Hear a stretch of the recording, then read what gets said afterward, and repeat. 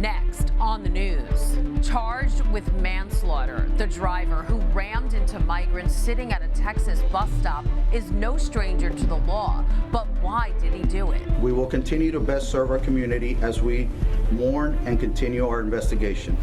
Then 10,000 head to the border, the National Guard en route as Title 42's end is near. More violence in Texas. People say prayers aren't enough after a mall massacre, but no changes to gun laws in sight. And meet the Catholic school student who wants to take you on an adventure through literature.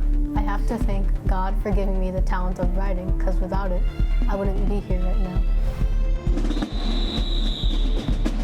Plus, the Pope swears in new members of the Swiss Guard, but we pull back the curtain and show you their life in Vatican City.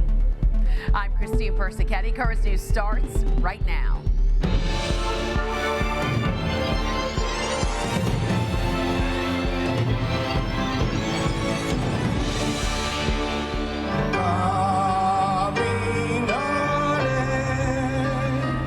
Mourners turning to their faith hours after the driver of an SUV plowed into a crowd of migrants in Brownsville, Texas. A total of 18 people were mowed down. At least 8 of them have died. The man police say was behind the wheel who caused the Brownsville crash is now charged with manslaughter. But investigators are still trying to figure out why he did it. This video shows the moments before a Range Rover crashed into these people waiting for a bus outside of a Brownsville migrant shelter Sunday morning. At least 8 were killed, 10 others injured. It was found that the SUV ran a red light, lost control, flipped on its side, and struck a total of 18 individuals. The police chief says the driver, 34-year-old George Alvarez of Brownsville, who has an extensive rap sheet, tried to run from the scene of the crash, but was held down by several people until police arrived. All of the victims were men, many from Venezuela, who had just arrived at the shelter a couple days ago. The Oznan Center is a homeless shelter, and right now they have a lot of immigrants from the current influx that we're having, that they're putting them there. They have shelter for overnight, waiting for their final destination, you know, so they will go on the bus or on the plane. That's usually where a lot of them have been staying. Bishop Daniel Flores, who celebrated Mass Sunday night outside of the Enrique San Pedro Ozanam Center, says it has served the homeless and immigrants for decades. The bishop released a statement saying, "We must resist the corrosive tendency to devalue the lives of immigrants, the poor, and the vulnerable. Let us take extra steps as a local community to care for and protect one another, especially the most vulnerable." Police are waiting on toxicology reports and looking into whether the crash was intentional. Brownsville is a proud, resilient city. We will continue to best serve our community as we mourn and continue our investigation. Bishop Flores says over the past several months, Catholic Charities of the Rio Grande Valley has worked closely with this shelter in Brownsville to help provide humanitarian aid to the migrants as they make arrangements to meet with their families further north. Meanwhile, developing tonight, the migrant crisis in New York City could expand north, and the suburbs aren't happy about it. The Rockland County executive issued a state of emergency to prevent Mayor Eric Adams from sending hundreds of migrants his way. He says the Hudson Valley County is already dealing with an extreme housing crisis, and sending busloads of migrants there would only make it worse. That New York fight comes as even more migrants are waiting at the U.S.-Mexico border, hoping to cross as the country counts down to chaos and a massive surge. Title 42 is about to expire this week. The policy allowed officials to turn people away because of COVID concerns. Many migrants are waiting at the border ahead of the expiration, hoping to be picked up by agents. Once Title 42 ends, Border Patrol expects as many as 10,000 people a day to cross. That's double the average from a few months ago. While many wonder what will happen next, some migrants shared their stories about the hardships they've endured to get this far. Very, very challenging. Both physically and mentally? Physically and mentally, a lot of stress, and it costs a lot of money to get here. Just want to go to the U.S. to get a work, to change my life and live a good life. He says the reason he left his country is because of violence there, but said the journey here was difficult because they had nothing to eat. It's very cold at night and they lack proper hygiene. Texas Governor Greg Abbott is ready to deploy as many as 10,000 National Guard members and 1,200 state troopers to the border to deal with an influx of migrants after Title 42 ends. But in Washington, there's bipartisan concern that the country isn't ready to handle the situation. John Lawrence has more from D.C. As migrants are gathering at the U.S.-Mexican border, lawmakers from both parties are sounding the alarm. First of all, are we ready? The answer is no. President Biden is sending 1,500, quote, soldiers to do paperwork, and that's not going to secure the border. The rise in people seeking to get into the U.S. comes in anticipation of Thursday's expiration of Title 42, the U.S. government rule that enabled border officers to expeditiously expel migrants during the COVID pandemic. The Biden administration had 2 years to prepare for this and did not do so. The Department of Homeland Security has repeatedly stressed the southern border is sealed and is giving fair warning to those trying to come across. The smugglers who exploit vulnerable migrants are spreading misinformation. They are spreading false information, lies, in a way to lure vulnerable people to the southern border, and those individuals will only be returned. House Republicans are set to vote Thursday on a border security package to succeed Title 42. It's called H.R. 2, and it codifies some of the programs from the Trump administration, including the Remain in Mexico policy, which says migrants have to stay in Mexico as they go through the asylum process. If it passes, it's not expected to get through the Democratic-led Senate. I'm John Lawrence reporting. As the House gets ready to vote on that border bill, Bishop Mark Seitz, who's the head of the USCCB's Committee on Migration, expressed dismay over the proposal, saying, quote, it would endanger unaccompanied children and inflict harm on other vulnerable persons, decimate access to asylum, mandate damaging detention and removal practices, restrict access to legal employment, limit and potentially eliminate federal partnerships with faith-based and other non-governmental organizations, undermine the rule of law, and more. He added that the U.S. needs to enact effective and humane border management as part of a comprehensive new framework. Also tonight, yet another senseless shooting, this time in Texas. Allen coming together to pray, but many wanting more. Put pressure on the politicians in the state of Texas to do something. Right now on Currents News, demands for change in the wake of a mall massacre. The FBI is searching for a motive as to why someone opened fire on shoppers at the Allen Outlet Mall on Saturday. While that investigation is going on, we're finding out more about the victims. Mike Valerio reports.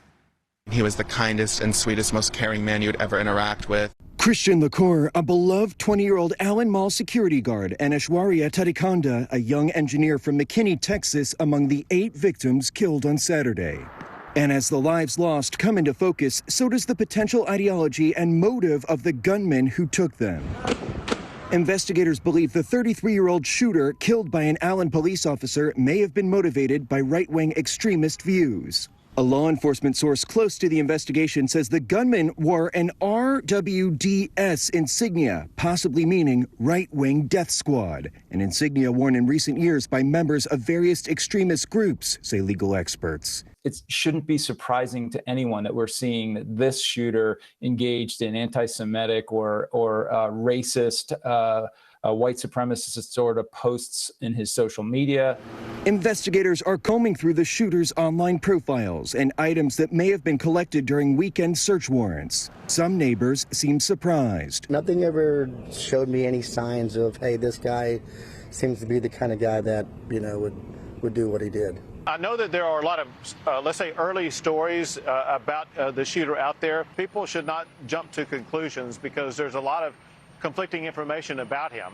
Governor Abbott urged patience in the wait for answers. In the coming days, the public will be much better informed about why and how this happened. In Allen, Texas, Mike Valerio, Currents News. While many are looking for answers in the wake of this shooting, church leaders are providing a message of hope. Dallas Bishop Edward Burns said, quote, "We must pray for peace within our communities, and we must have the courage to stand up to the forces of evil and the culture of death.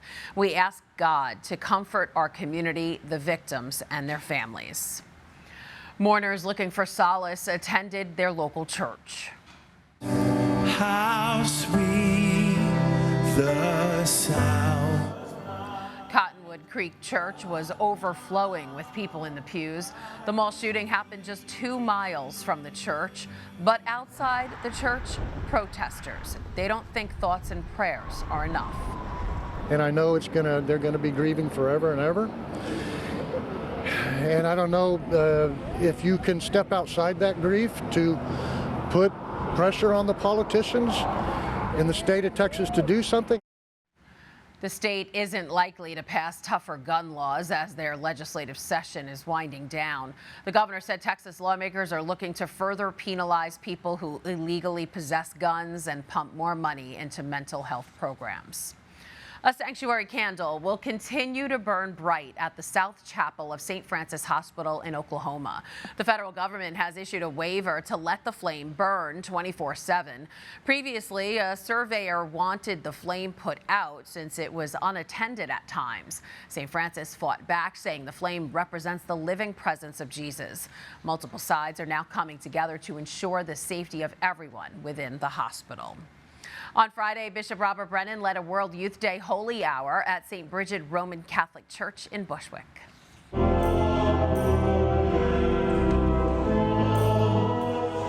While celebrating Mass, he addressed the crowd of young people and parish leaders who will be attending World Youth Day 2023 in Lisbon, Portugal. During his homily, the bishop said the experience will lift them up to see the joy of friendship with Jesus Christ. He added that he wants everyone to bring that joy back to New York. On Saturday, members of the diocese celebrated Eucharistic Revival Youth Day. Mass was celebrated at Saints Peter and Paul in Williamsburg before a procession with the Eucharist was taken through the streets, ending at Our Lady of Mount Carmel for benediction. If you want to help the Diocese of Brooklyn's young people pilgrimage to Portugal, just head over to the Catholic Foundation bq.org/donate.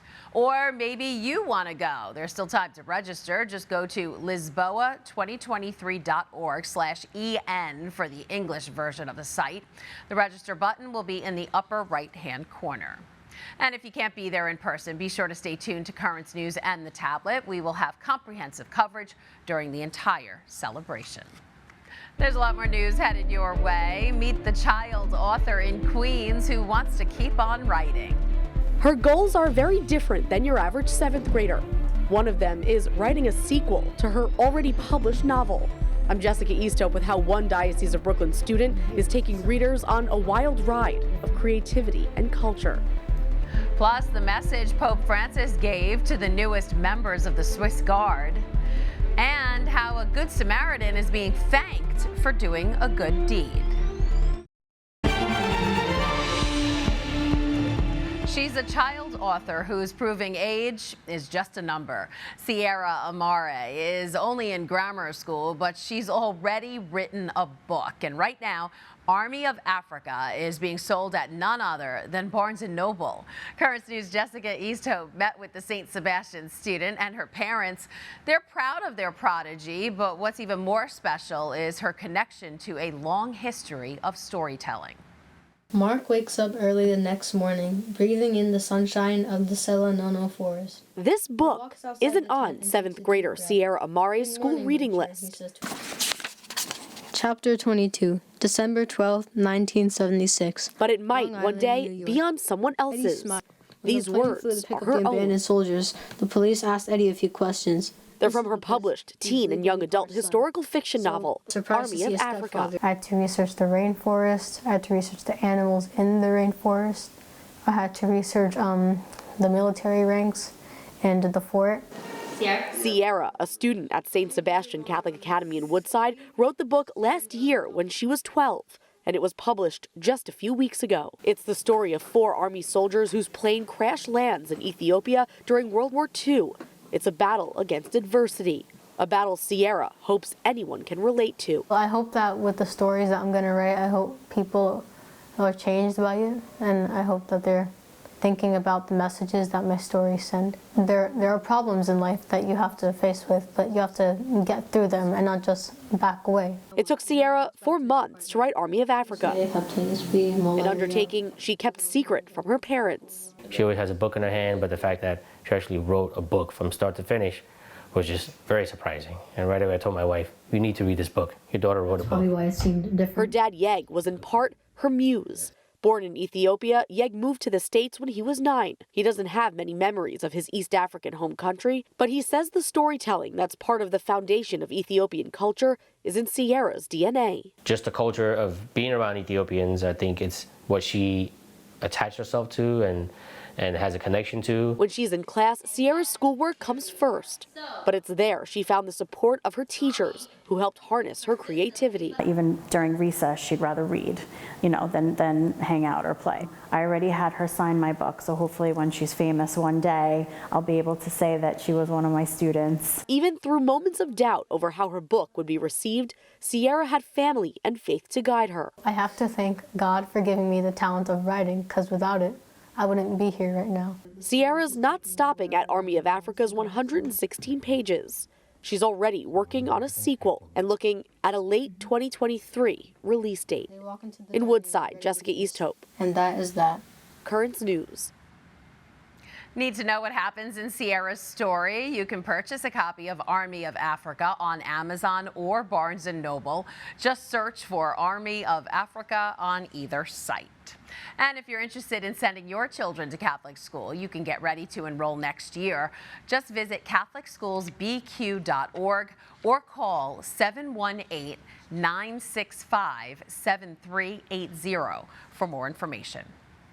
The NYPD is looking for the protesters who jumped onto subway tracks on Saturday as they demanded justice in the death of Jordan Neely.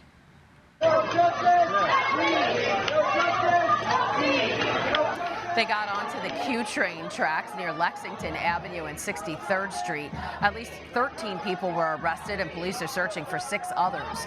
Neely was put in a chokehold on a subway train, which led to his death after reportedly threatening passengers. And a New York City grand jury will hear this case to see if criminal charges will be brought against 24-year-old Daniel Penny, the Marine veteran who put Neely in the chokehold. It's not exactly clear when the hearing will take place. No charges have been filed as of now. The NYPD is asking anyone who witnessed or recorded the incident to step forward. Now to a follow-up. We told you last week about that Good Samaritan who saved a baby whose stroller was rolling into oncoming traffic. Well, now he's being rewarded. Ron Nessman was offered 5 different jobs after video of him saving that baby went viral. The video, which has millions of views, shows him running to catch a runaway stroller after heavy winds pushed it away. Before the incident happened, he interviewed at Applebees, and that's exactly who hired him. I'm like, yeah, that is me. Yeah, I did do that. And looking back, it's like, yeah, that was me. And it feels good. Nessman got a lot of recommendations from people who saw that video. Many on social media were urging Applebee's to hire him. He says he's excited to start his new job. Congrats to him. Still to come on Currents News, hard work pays off as the Pope swears in 23 new members of the Swiss Guard. Plus, behind every man is a strong woman, and it's no different for these guardsmen. And living here with a family is a great opportunity. We'll show you the daily life for the wives of the Swiss Guard. A tradition dating back to the 16th century, alive at the Vatican. The Holy See welcomed 23 new recruits into the Pope's army, the Swiss Guard. Constantin, je jure, je n'obtiens pas loyalement de ma foi, tout ce qui vient de m'être lu, aussi vrai que Dieu n'entend pas trop m'assise. Taking place in the San Damaso courtyard, each man swore a loyal oath to serve the pontiff and his successors. During the pledge, the recruit places his left hand on the Swiss Guard flag and raises 3 fingers of his right, symbolizing the Holy Trinity. Talking about the soldiers, Pope Francis remarked on their faith. Mi piace pensare che la decisione di porre alcuni anni della vostra vita a disposizione del Papa e della Santa Sede non sia estranea al percorso personale di fede. Care guardie svizzere, non dimenticate che il Signore cammina con voi. È sempre al vostro fianco nei momenti sereni e in quelli difficili. The swearing-in ceremony is held every May 6th to commemorate the anniversary of the sack of Rome. The guards have been protecting popes for more than half a millennium, and as far as armies go, they are the world's oldest, smallest, and most photographed. But they also have lives of their own, and some have families that live within the walls of the Vatican. Currents News' Melissa Corsi takes us to St. Peter's Square for a day in the life. Swiss guards have very rigorous working hours, being constantly on call to protect Pope Francis. Yet they also have a personal life, and around 20 guards have wives and families. Brenda, Janique, and Veronica are 3 of the wives that live within the Vatican walls. They each have 3 children, making up nearly half of the 20 children of Swiss guards living at the Vatican. And living here with a family is a great opportunity, not only for us as parents, but for the children as well. For years, only guards who had attained the rank of corporal could get married. This is because there are a limited amount of larger apartments, which are given to families or married guards. However, that's all changing now with Pope Francis. He accepted the proposal to allow guards to marry after 5 years of service. Before, it was only after being a corporal. Now everyone can get married. Pope Francis himself didn't like this situation much. So it really initiated with him that he wanted to change the rules, and those rules have now been changed. So you no longer have to be a corporal, which means that your professional success is no more linked to your private life as it was before. And I think that's a really good change. While Janique's and Brenda's husbands had both served as guards for Pope John Paul II earlier in their career, Veronica is completely new to the Vatican, only being here 3 months for her husband's first-time service. My everyday life is very similar to back in Switzerland. I wake up, the bigger children must go to school, and then the housework is done. It's all very similar to back in Switzerland, shopping and cooking, and we have a dog that we go for walks with in the gardens. The wives say their daily lives are normal, just lived out within the Vatican walls. The children play there all together, but leave the smallest country in the world to go to school. So to get there and to get back, that forces the parents to do things together, because we've been fortunate enough to receive 2 little minibuses from a foundation which supports the guards from Switzerland. And those minibuses are driven by the parents in turn. They told me, if you have a license, you drive. Okay, that's fine, because finding a driver costs a lot, and it's easier for us parents to all take turns driving. The parents have formed a tight-knit community with one another, especially the ones who have children. While the Swiss guards protect the Pope daily, the families see him once a year for the Swiss guards swearing-in ceremony on May 6th. On this day each year, new guards are able to join the army of men carefully selected to protect the Holy Father. So cool. That was Melissa Corsi reporting. And that is Currents News. I'm Christine Persichetti. Thank you for joining us, because we are putting your faith in the news. We leave you tonight with a final look at the newest members of the Pope's army.